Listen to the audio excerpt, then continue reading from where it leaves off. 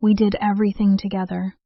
Weekend barbecues, lake house vacations, Thanksgiving dinners, birthday parties. Sophia wasn't just my sister-in-law. She was my best friend. I helped her through 2 miscarriages. I lent her money when they were struggling. I defended her, even when my brother got frustrated with her. People used to look at us and say, "You guys are so lucky." And I believed them. I thought we had something real, something unbreakable. My name is Megan. I'm 38 years old and I live in Dallas, Texas. On the outside, my life looked perfect. I had a stable career as a marketing manager, a beautiful home, and 2 amazing kids, Ethan, who's 8, and Lily, who just turned 6. They were my whole world. Everything I did, every decision I made, was for them. And then there was my husband, Jason. We had been married for 11 years. He was a regional sales director, confident, successful, the kind of man people respected. For a long time, I believed I was lucky to have him. But what made my life feel truly special wasn't just my marriage. It was our family. My older brother Ryan and his wife Sophia weren't just relatives, they were part of our everyday lives. We spent weekends together, celebrated every holiday as one big group, and raised our kids side by side. Sophia, especially, she wasn't just my sister-in-law. She was my best friend. I trusted her with everything. I stood by her during some of the hardest moments in her life. I defended her, supported her, loved her like family because to me, she was family. We weren't just close. We were inseparable. At least, that's what I believed. Until everything I thought I knew about my life started to unravel.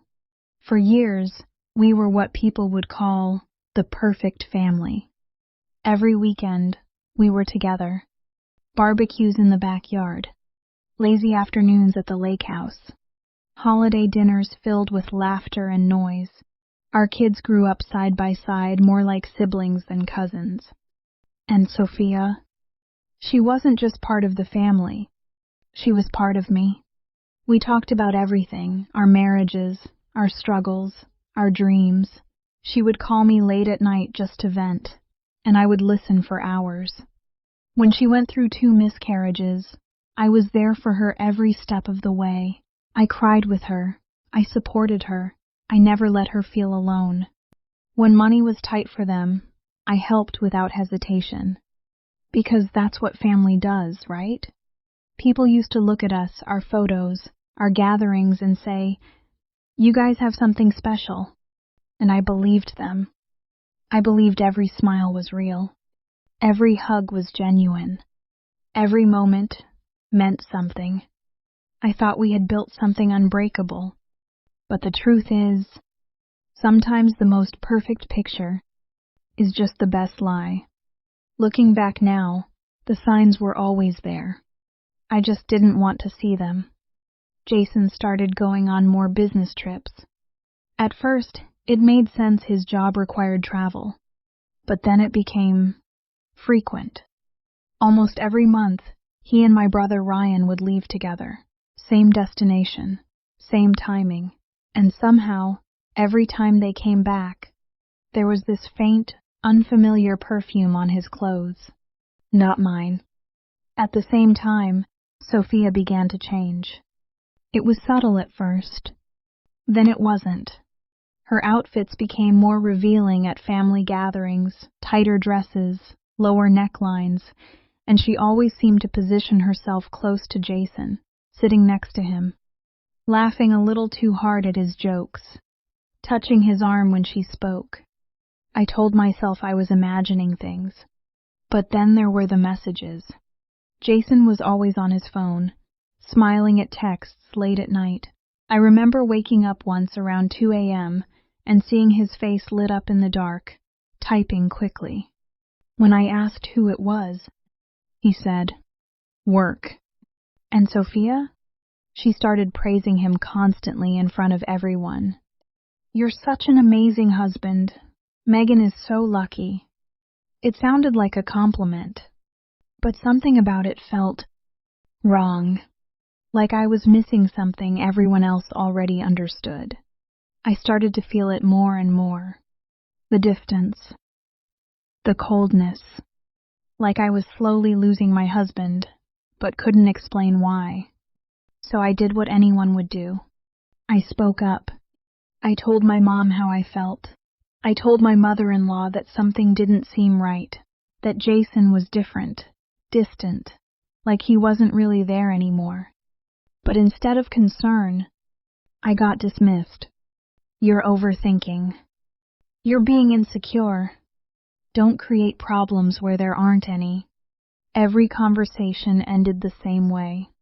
Like my feelings didn't matter. Like I was the problem. Even Jason changed. He became more critical, more impatient. Sometimes he would correct me in front of everyone, small things, unnecessary things, just enough to make me feel embarrassed. Small, replaceable. And the worst part? No one defended me. Not my family, not his. It was like I was standing in a room full of people, and slowly disappearing. So I stopped asking questions. I stopped trusting my instincts. Because when everyone around you tells you that you're wrong, eventually, you start to believe it. It happened at my nephew's 5th birthday party. At my brother's house. Downstairs, everything was loud, happy, normal. Kids were running around, people were laughing, music was playing. It looked like every other family gathering we had ever had. I remember going upstairs just to grab something I had forgotten in the car. Nothing felt unusual until I heard a sound. It was faint, coming from the guest bedroom.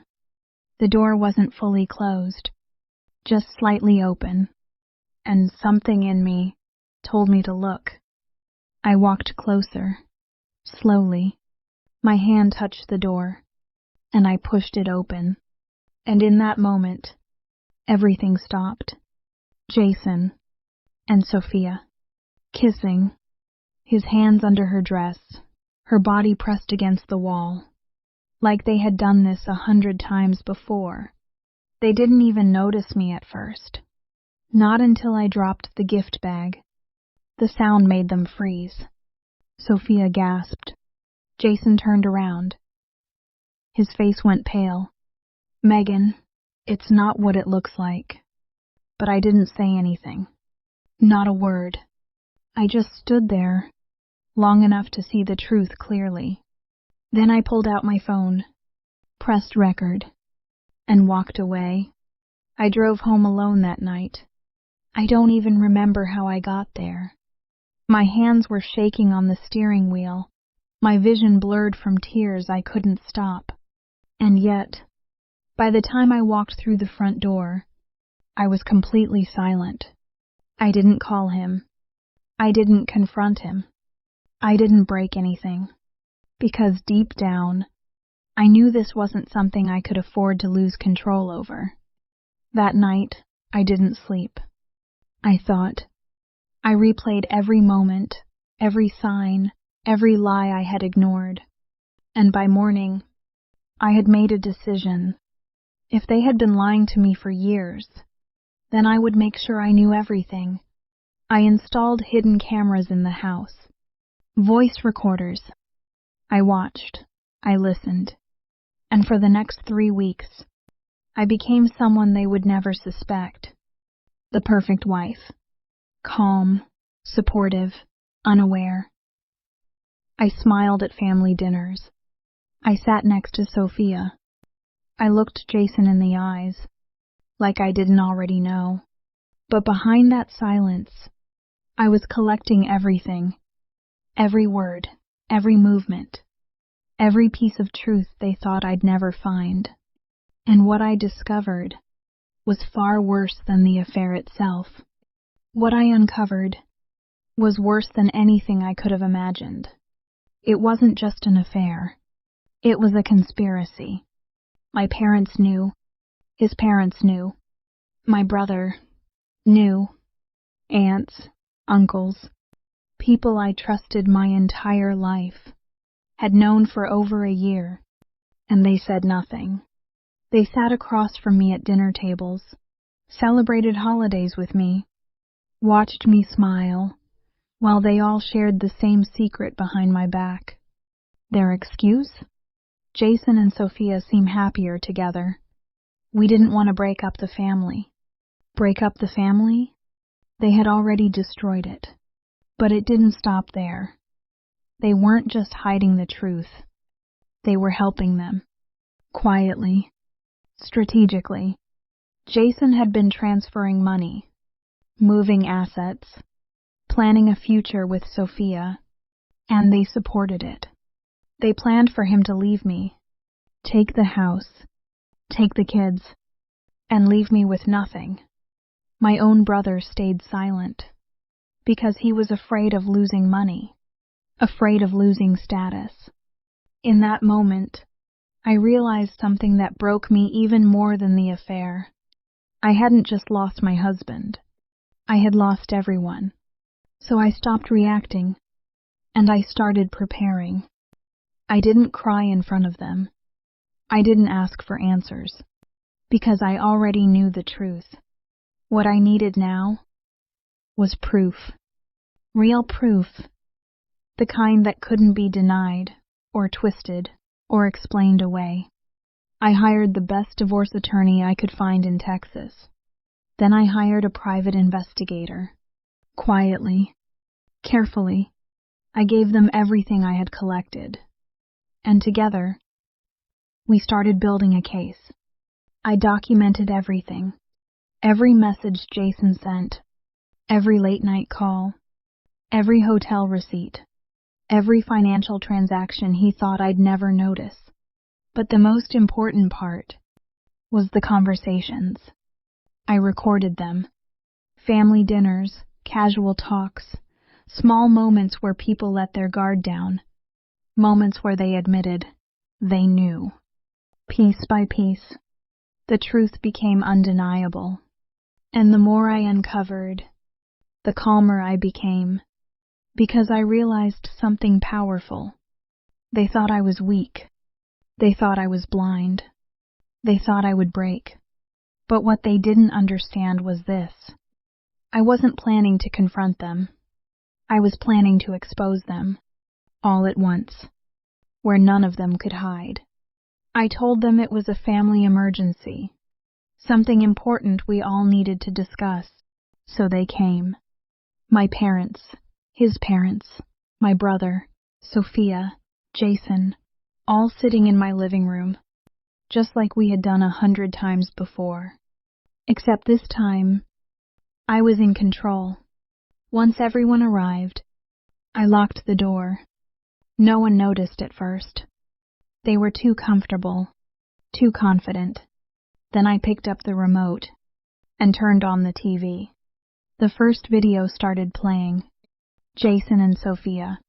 In that room, no excuses, no denial, just truth. The room went silent. No one moved. No one spoke. Then came the recordings. Voices. Conversations. Confessions. My mother-in-law admitting she knew. My brother saying nothing. My parents choosing silence. One by one, every lie collapsed. Sophia started crying. Jason looked like he couldn't breathe. But I didn't look at them. I didn't need to. Because for the first time, they were the ones exposed, not me. And in that moment, everything they built behind my back fell apart. Right in front of me, I filed for divorce the very next day. There was no hesitation, no second chances. In court, everything came out. The videos, the recordings, the financial evidence, the first 3 years of betrayal, exposed in full detail. Even the judge was shocked, not just by the affair, but by the level of planning behind it. The secrecy, the manipulation, the intent to leave me with nothing. But their plan failed. Completely. I was awarded the house, full custody of my children, a significant financial settlement. Jason was ordered to pay alimony and child support. And Sophia? She didn't walk away untouched. She was hit with a civil lawsuit for destroying a marriage she helped build. In the end, they lost everything they tried to take from me. And for the first time in a long time, justice was finally on my side. 6 months later, I have my kids. We moved to a new home, a new life. I cut off everyone.